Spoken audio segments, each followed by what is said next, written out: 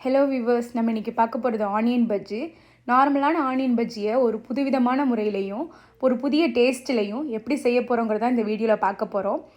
அதுக்கு முன்னாடி என்னோடய வீடியோ பார்த்துட்ருக்க நீங்கள் என் சேனலை சப்ஸ்கிரைப் பண்ணலைன்னா கீழே இருக்க சப்ஸ்கிரைப் பட்டனையும் பக்கத்தில் இருக்க பெல் ஐக்கானையும் ப்ரெஸ் பண்ணிக்கோங்க. ஆல்ரெடி சப்ஸ்கிரைப் பண்ணவங்க இந்த வீடியோ உங்களுக்கு பிடிச்சிருந்தா லைக் பண்ணி உங்கள் ஃப்ரெண்ட்ஸ்க்கு ஷேர் பண்ணுங்கள். அதுக்கு தேவையான இன்க்ரீடியன்ட்ஸ்: 1/2 கப் கடல மாவு, இது பிரெட் க்ரம்ஸு. உங்கள்கிட்ட பிரெட் க்ரம்ஸ் இல்லை அப்படின்னா உங்கள் வீட்டில் ரஸ்கோ இல்லை கடையில் ரஸ்க் இருக்கும், அதை வாங்கி நீங்கள் மிக்சியில் போட்டு இந்த மாதிரி பொடி பண்ணி எடுத்துக்கலாம். இது வந்து கார்ன்ஃப்ளவர் மாவு 1 கப் எடுத்திருக்கேன். கொஞ்சோண்டு மிளகுத்தூள், ஜீரகத்தூள், உப்பு தேவைக்கேற்ப. நான் இந்த சைஸ் ஆனியன் தான் எடுத்திருக்கேன். இப்போ இதில் எவ்வளோ நம்மளுக்கு வந்து பஜ்ஜி வருதுங்கிறத நம்ம பார்க்கலாம். பஜ்ஜி மாவு ரெடி பண்ணுறதுக்கு ஒரு பவுலில் எல்லாத்தையுமே 1 by 1 மிக்ஸ் பண்ணி நம்ம ஸ்டார்ட் பண்ணலாம். ஃபஸ்ட்டு சோள மாவு, அது கூடவே கடல மாவையும் சேர்த்துக்கணும். 1/2 கப் எடுத்து வச்சுருக்கோம் இல்லையா, அதை. அப்புறம் பெப்பர் தூள், ஜீரகத்தூள், உப்பு தேவைக்கேற்ப இதையும் மிக்ஸ் பண்ணிக்கணும்.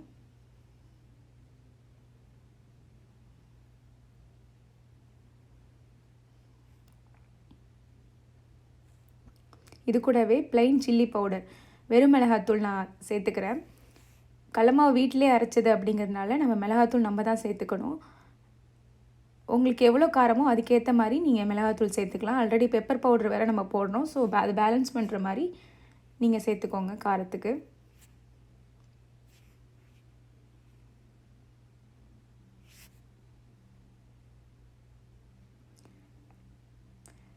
தண்ணி கொஞ்சம் கொஞ்சமாக தான் ஊற்றி மிக்ஸ் பண்ணணும். ஏன்னா ரொம்ப தண்ணி ஆகிடுச்சு அப்படின்னா நம்மளுக்கு வந்து பஜ்ஜி போடுறப்ப பஜ்ஜி எண்ணெயை உரிய ஆரம்பிச்சிடும்.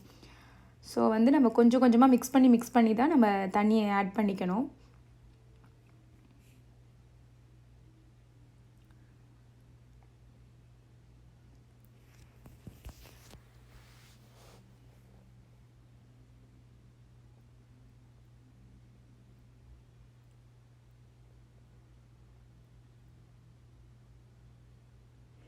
இந்த பதத்துக்கு ரெடி பண்ணிக்கோங்க.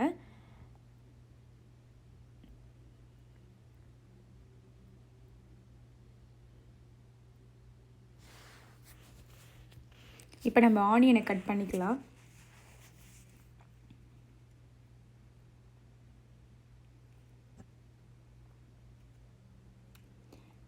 இந்த மாதிரி ரவுண்ட் ஷேப் வர மாதிரி நீங்கள் ஆனியனை கட் பண்ணிக்கிட்டீங்க அப்படின்னா தான் நம்மளுக்கு வந்து நம்ம அந்த ரிங் ஷேப்பில் எடுக்க முடியும். ஆனியனை லேயராக எடுக்க முடியும்.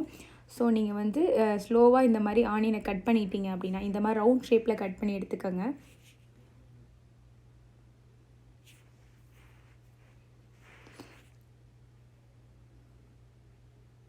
இந்த மாதிரி பொறுமையாக ஒவ்வொரு லேயராக நம்ம எடுத்துடணும். இப்போ இந்த தனித்தனி லேயராக தான் நம்ம இப்போ பஜ்ஜியாக போட்டு எடுக்க போகிறோம். திடீர்னு யாராவது கெஸ்ட் வந்துட்டாங்கன்னா கூட நம்மளுக்கு தேவையான அளவுக்கு ஆனியன் இல்லைன்னா கூட இந்த மாதிரி இருக்கிற ஆனியனில் இந்த மாதிரி நம்ம லேயராக எடுத்து பஜ்ஜி மாவு ரெடி பண்ணி இந்த மாதிரி போட்டோம் அப்படின்னா அது வந்து நம்மளுக்கு நிறைய குவான்டிட்டி கிடைக்கும். ஸோ வந்து நம்மளுக்கு சர்வ் பண்ணவும், நிறைய பேருக்கு சர்வ் பண்ணவும், கம்மியான குவான்டிட்டியில் நிறைய பேருக்கு சர்வ் பண்ணவும் நம்மளுக்கு யூஸ்ஃபுல்லாக இருக்கும். இதோட டேஸ்ட்டுமே ரொம்ப டிஃப்ரெண்ட்டாகவும் இருக்கும். இந்த மாதிரி நம்ம பண்ணுறப்ப ஃபுல் லேயராக அந்த பஜ்ஜி போட்டு சாப்பிட்றத விட இந்த மாதிரி சிங்கிள் லேயராக எடுத்து நம்ம பஜ்ஜி போடுறப்ப அது ஒரு டிஃப்ரெண்ட்டான கிறிஸ்பியான டேஸ்ட்டு கிடைக்கும் கண்டிப்பாக.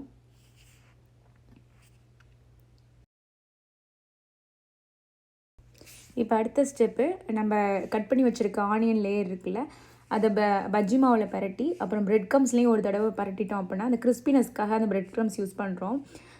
நீங்கள் இந்த மாதிரி போட்டு பொரிச்சு எடுத்து சாப்பிட்டீங்க அப்படின்னா ரொம்ப கிறிஸ்பியாக நல்லா மொறுன்னு நம்மளுக்கு கிடைக்கும் பஜ்ஜி.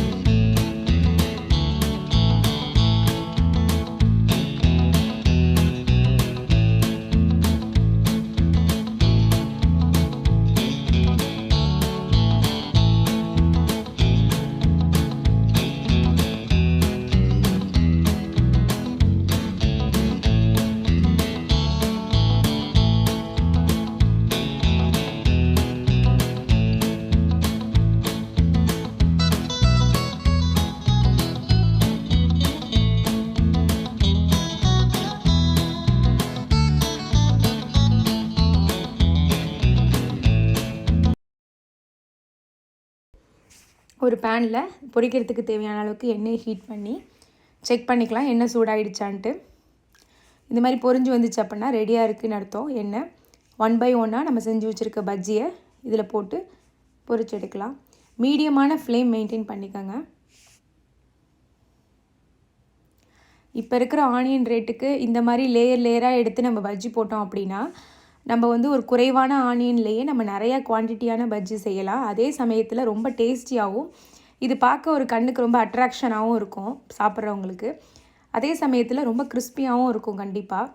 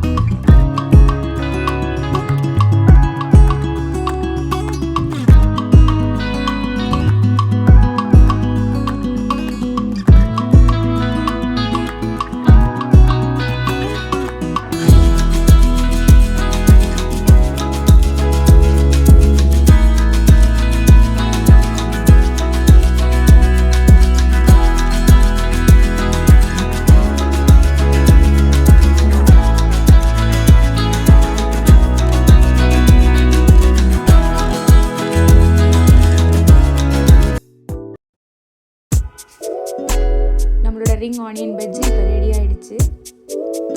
ஸோ ஒரு பிளேட்டுக்கு மாற்றி நம்ம சர்வ் பண்ணிடலாம். இந்த ரெசிபி வீடியோ உங்களுக்கு பிடிச்சிருந்துச்சுன்னா உங்கள் ஃப்ரெண்ட்ஸுங்க கூட ஷேர் பண்ணுங்கள். சேனலை சப்ஸ்கிரைப் பண்ணாதவங்க இந்த வீடியோ கீழே இருக்க சப்ஸ்கிரைப் பட்டனை ப்ரெஸ் பண்ணிக்கோங்க. பக்கத்தில் இருக்க பெல் ஐக்கானையும் ப்ரெஸ் பண்ணிக்கோங்க. அப்போ தான் நாங்கள் ஃபியூச்சரில் போடுற நியூ வீடியோஸ் நோட்டிஃபிகேஷன் உங்களுக்கு வரும்.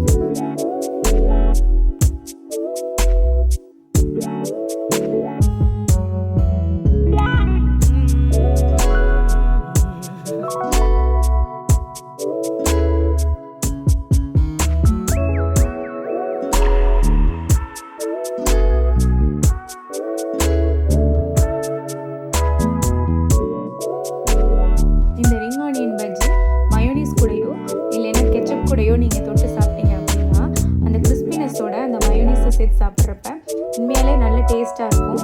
மயோனீஸ் பிடிக்காதவங்க நம்மளோட ட்ரெடிஷ்னல் தேங்காய் சட்னி அரைச்சி கூட நம்ம இதுக்கு சாப்பிட்லாம். அதுவுமே ரொம்ப சூப்பராக இருக்கும். உங்கள் வீட்டில் நீங்கள் இதை செஞ்சு பாருங்கள். செஞ்சு பார்த்து எப்படி வந்துச்சு அப்படிங்கிறத எங்களுக்கு கமெண்டில் சொல்லுங்கள்.